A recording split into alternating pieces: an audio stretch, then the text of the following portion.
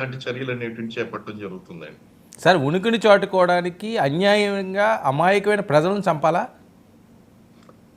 అంటే ఇప్పుడు ఆర్మీని చంపితే అది రెగ్యులర్ అఫేర్ అంటారండి. ఇప్పుడు చూడండి, ఇప్పుడు ఆర్మీని ఏదన్నా వచ్చి దాడి చేసి లేదా ఆర్మీకి మిలిటెంట్స్ కి మధ్య జరిగిందంటే ఇది రొటీన్ గా జరిగిందని తీసి పారేస్తారు. కానీ అమాయకులైనటువంటి పౌరులను చంపడం వలన ఇటు దేన్ని క్రియేట్ చేయగలిగారంటే ఎంటైర్ మీడియా అటెన్షన్ అనేటువంటిది క్రియేట్ చేయడం జరిగింది. ఒక ప్రధాని యొక్క ఆయన యొక్క కాన్సన్ట్రేషన్, ఆయన అటెన్షన్ కూడా వాళ్ళు గ్రాప్ చేయడం జరిగింది.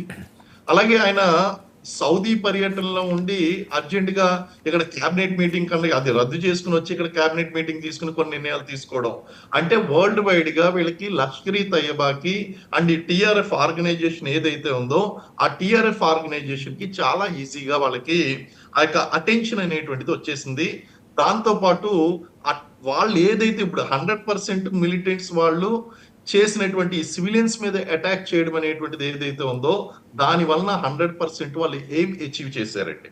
రెండోది ఏంటి అంటే కాశ్మీర్కి వచ్చేటువంటి ప్రధానమైనటువంటి ఆదాయం ఏంటి? కాశ్మీర్కి వచ్చేటువంటి ప్రధానమైనటువంటి ఆదాయం ఏంటి అంటే టూరిజం ద్వారా. ఎప్పుడైతే టూరిస్టుల మీద దాడి చేయడం ప్రారంభించారో ఇటు స్వదేశీ టూరిస్టులు, విదేశీ టూరిస్టులు ఇద్దరు కలిపి కాశ్మీర్లో ఆ ప్రాంతాలకు రావడం మానేస్తారు. ద్వారా అక్కడ కాశ్మీర్ లో టూరిజం ద్వారా వచ్చేటువంటి ఆదాయం తగ్గుతుంది. స్థానిక యువత మళ్ళీ నిరుద్యోగ బాటను పడతారు.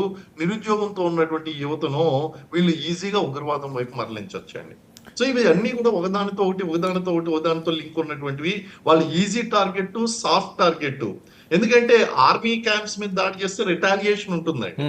అదే కనుక ఈ సివిల్ పౌరుల మీద కనుక మనకి వాళ్ళు దాడి చేశారు అంటే రిటాలియేషన్ ఉండదు.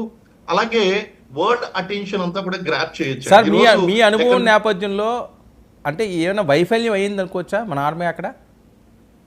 ఆర్మీ వైఫల్యం అని నేను చెప్పనండి. 100% రీజన్ ఏంటి అంటే అక్కడ ఇలాంటి ఇప్పుడు ఈ పహల్గాం లాంటి ప్రాంతాలు వందల కొద్ది ఉన్నాయండి. ఓకే. ఇప్పుడు ఆర్మీ బార్డర్స్ వదిలిపెట్టి ఈ ప్రాంతాలని గార్డ్ చేసుకుంటూ కూర్చోవాలి అంటే దాని ద్వారా మనం పెడుతున్నటువంటిది ఎంతమంది, అసలు ఆదాయం ఎంత వస్తుంది, ఇవన్నీ కూడా క్యాలిక్యులేట్ చేసుకుంటే గనక మనకు ఉన్నటువంటి మ్యాన్ పవర్ ని ఇటువంటి విషయాలు ఆల్రెడీ మనం ఆర్ఆర్ డ్యూటీస్ లో ఉన్నామండి, రాష్ట్రీయ రైఫిల్ డ్యూటీస్ లో ఉన్నాం. అక్కడ ఆర్ఆర్ బెటాలియన్స్ చాలా ఎఫెక్టివ్ గా పనిచేస్తున్నాయి. బార్డర్స్ ని మనం ఎఫిషియెంట్ గా గార్డ్ చేస్తున్నాం.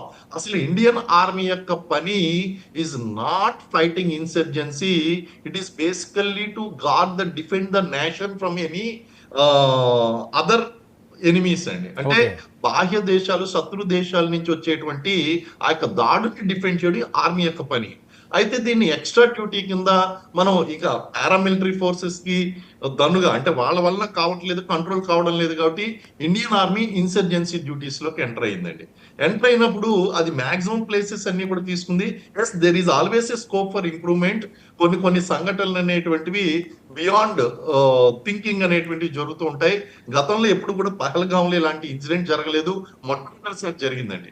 అలాగే సెక్యూరిటీ థింకింగ్ ఎలా ఉంటుంది అంటే అండి, సాధారణంగా ఇటువంటి ప్లేసెస్ కి మనం గార్డ్ చేయవలసి వచ్చినప్పుడు గతంలో ఎప్పుడైనా ఇటువంటి సంఘటనలు జరిగినాయా అనేటువంటి చూస్తూ ఉంటారు.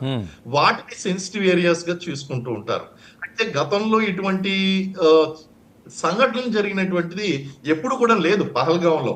సో మొట్టమొదటిసారిగా అటువంటి జరగడం వలన ఇది ఒక maybe now we have to see that ఆ ఏరియాని ఎలాగ మనం సెన్సిటివైజ్ చేసి దాన్ని ఏ విధంగా ఇంప్రూవ్ చేయాలనేటువంటి చూసుకోవాలి. ఎందుకంటే ఇలాంటి ప్రాంతాలు చాలా ఉంటాయండి. మనం అలా చూసుకుంటే ఇంచ్ బై ఇంచ్